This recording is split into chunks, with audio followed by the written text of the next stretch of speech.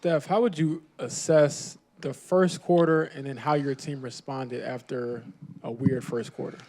I thought our energy was low. I thought we were tight. I thought we settled for a lot of jumpers, and when they weren't going in, you could almost kind of see us getting tighter. And we just had to loosen it up. And we talked in the timeout about, look, our shots are going to fall, but we have to find more energy. We have to find more energy. And I'm proud of the way that our team responded. About technical foul, the kind of skirmishes that happened in the game. How aware do you all have to make her, or she has to be about the 8 technical fouls and you get suspended for a game? That was her 5th tonight. Yeah, I mean, she's got to be aware. Certainly, I think there are some that we could do without. There are natural things that happen that the energy of the game creates when you do get those. But there are some that we can be a little bit more in control. And so yes, we'll continue to remind her. And I think she has to have an awareness. Obviously, with Caitlin getting that tech that then kind of led into that whole skirmish, just what was your perspective of what happened there, or what the officials told you? Yeah, I mean, they said that Caitlin got it for clapping, and so I guess that's taunting. And then I was talking to the officials about it when the other stuff happened, so I didn't really see exactly what was happening at the time.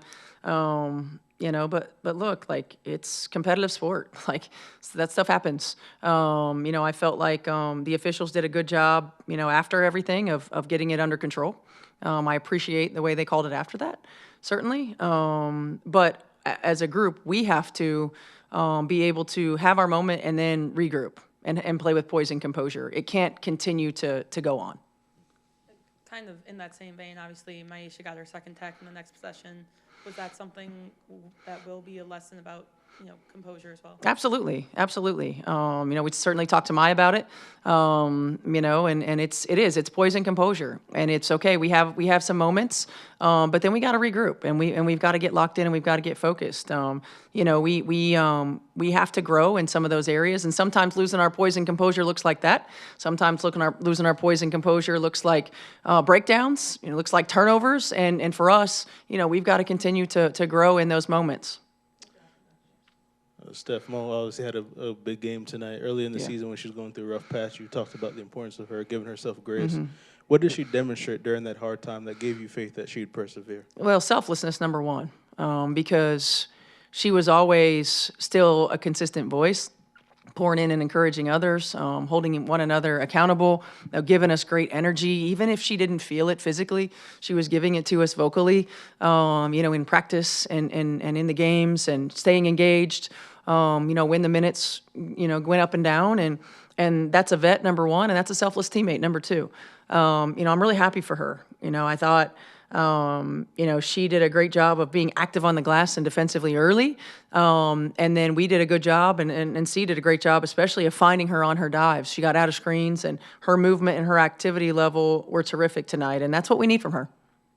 Steph, along those lines, how much chemistry do you see continue to get built between Mo and C? Yeah, I mean, it's still growing. Certainly, I liked how we were able to get her a little bit more involved in some of that stuff here today. We've got to continue to hunt opportunities to do that. Some of that has to happen organically. Some of that we can manipulate, but some of it has to happen organically. But I just thought Mo's energy level overall from the jump was really good. And just one more on Caitlin. When she got subbed back in with about 2 minutes left, what's the balance of, okay, we do have a lead, but it's chippy. Like, how do you kind of do that or grade that as a coach? Well, I think it was like 12 points with 2 minutes left, which is a lot of time. So she was going to go back in the game. How would you assess your performance tonight, and what went into just having that all-around effect on the game? I would just say I had good energy, good hustle. My teammates found me in the pocket. CC specifically had some really good passes. And, I would just say energy and hustle plays. Caitlin, can you speak to the chemistry you have with Mo and you've been developing through the last few games? Yeah, I mean, obviously it was great. I got to play with her at Team USA, and, it's fast in the WNBA. You don't get, a lot of time to develop with one another. So just really proud of her and how she came out tonight. I thought she was, diving hard, which was an emphasis coming into the game. It was get out of screens. We want to get dives. We want to get rolls, especially even coming out of halftime. She did that really well. She finished through contact. She made free throws. So, and then she rebounded the ball really well, especially early in the game. She got us a few extra chances when things were not going our way at all. So I'm just really happy for her. And then you Up the Tech tonight, 5th of the Yeah, season. it's ridiculous. I got a technical for clapping. So, like, if we should all just go on the calendar now and pick a game that I'm going to be suspended for if I'm going to get technicals for clapping. I asked Gerda. Gerda said that I got a technical for clapping. So, if any technical should be taken away, it should be that one. If it's truly for clapping, that's what they said they gave it to me for was for clapping. So it's just ridiculous. I don't understand it at all. So even within that, though, how aware do you have to be of the 8 technical fouls? I mean, I'm going to play with emotion. I'm going to play with passion. And if they're going to give me a technical foul for clapping, then so be it. That's their choice. And the league can come back and review that play. And I'd love to hear what they say of the reasoning of why I got the technical foul in that situation and why other players on their team didn't get a technical foul in that situation. If anything, split it. Okay, fine. Everybody gets a technical foul. That wasn't how they were handed out. So I'd love to know. But obviously, that's what I went to Gerda and said. I said, why'd you give me a technical foul? She said, because I was clapping and instigating. I said, okay, then you just don't like competitive basketball. And that's just facts. That's just reality. So disappointing from them. Yeah, obviously it was a pretty dismal first quarter with only 3 points Yeah. until Kelsey Mitchell hit that three-pointer. Just what, from your guys' perspective, went throughout that first quarter? I mean, I didn't think we came out with much energy. I thought the way they really packed the paint bothered us early on. I think we let it bother us. We kind of just got stationary. We were just standing. You know, we got to cut. We got to move. We got to do things like that. And then we probably let, missed shots affect us too. Like, I looked up, I think 9 of our first 13 shots were threes, and we made 1. And so, and I'm pretty sure it might have been Kelsey's last attempt of the first quarter. So, can't live and die by the 3-point line, but also like get cutting, get moving. And then also they were scoring the ball at will. And like, that was the difference in really the rest of the game is we played in transition. We got stops, we passed, we cut, we moved. Even when they went zone, we were able to exploit that. So, can't get stagnant, got to keep moving, I think is probably the focus going forward because I'm sure they'll guard us in a similar manner. And then just what was the message from Steph or just in the huddle in general after that first quarter for you guys to come out with 35-point second quarter, 30-point third quarter? She challenged our energy. We just came out a little flat. I think we let our offense dictate our defense. Shots weren't falling, so we were kind of on our heels on defense, not bringing as much energy. So, yeah, she just challenged us to wake up. From both of your perspectives, what kind of turned in that second half once you established a really big lead, started playing better, that kind of led to the kind of kerfuffles going on between the two teams there? I think hustle plays. Hustle plays really got us going, kept us in it. Second chance points, being the first to the ball, diving on the floor, just that brought energy. That brought like a spark to us that we needed. Mm-hmm. Mo, where does your calmness come from? How do you stay even? Because I feel like you're like the calmest person on earth, even when things go good, bad, whatever. Where does that come from? Yeah, I meditate a lot. Just meditate. We do box breathing here and different breathing techniques. So just trying to keep that in mind and just stay even. Caitlin, DB posted you that kind of started that whole incident. What did you just see from, I guess, your vantage point, and then what did you hear on the court afterwards? I thought it was just an arm entanglement, I guess, and I thought it was fine. Like, whatever. Like, I don't think initially there was technicals handed out for that. I guess I think it was maybe the scuffle that ensued between both teams after that.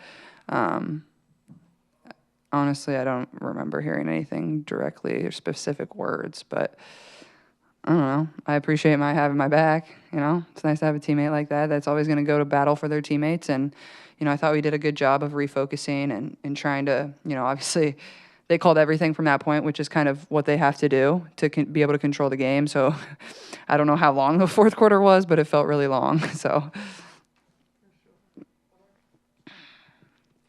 Sorry, have to also ask, did you ask to go back into the game with like 2-ish minutes left, or? I did not, no. Why did you go back in? I guess you can ask Steph.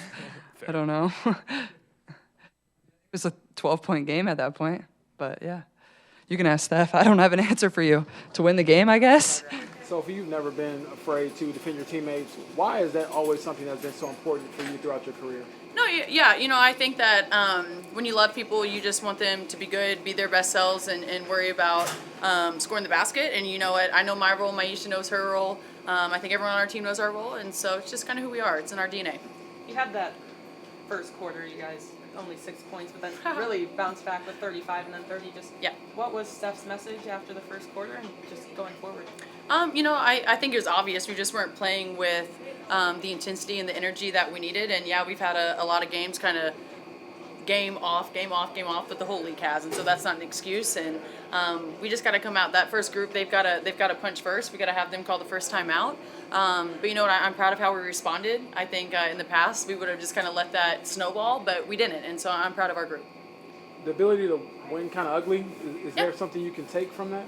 I think when you're kind of in the trenches and things, there's no rhythm, that, you got to win ugly games, and they're not always going to be pretty. But honestly, I think offensively, when we got the ball moving, C had a heck of a game. Kels always does. And so I think when those two are going off, everyone else just has to know their role. We'd love to see AB kind of get in it a little bit more, so we can extend that lead. But truly, we can't let them get to the free throw line. We got to do better defensively, and get in transition more. And so I think if we clean that up and we kind of focus on us, hopefully Wednesday will be a good game for us. And what do you think that Mo gave you on both sides of the ball today? Mo had a heck of a game, man. And you know what? I want to shout her out because she has, sometimes it's hard to be on a new team and trying to find your rhythm, trying to find your chemistry, where you belong, how to use your minutes. And I think she had a hell of a game tonight. Her crashing the boards, her making her layups, that type of stuff right there is huge, and we need her to do that. Sophie, I apologize if this has already been asked, but the fourth quarter scuffle, if you could just talk us through your perspective on what happened. It's fine. I think sometimes that's part of the game. I think we kept our heads. I think we could have stopped it a little bit sooner. But at the end of the day, we kept our heads. We finished the ball game well, and that's what we need to do moving forward. Last year, you made a comment about. Kidding. Last year, you made a comment about just wanting professionalism about the law and wanting a text message or something. Did you ever get an explanation after that? It's old news. Old news, no, and we never will. And I really don't care anymore. Could you feel the tensions? Simmering a little bit in the fourth quarter leading up to that, or was it kind of a flashpoint? No, you know what? I think that in games, that's professional sports. Sometimes things get chippy, and that's okay. That's okay. It's okay for women to stand their ground a little bit and to have some extracurricular at times, because you have to hold your ground. But we're not worried about that. Like, we need to focus on winning the ball game. We need to focus on what we can do better defensively moving forward on Wednesday, and then offensively what we can do better. And so all that is just, it's going to happen. You got to take care of it, but also you need to keep your heads and move forward. So quick, pack it up. Yeah, it's done. We got the dub. Who cares?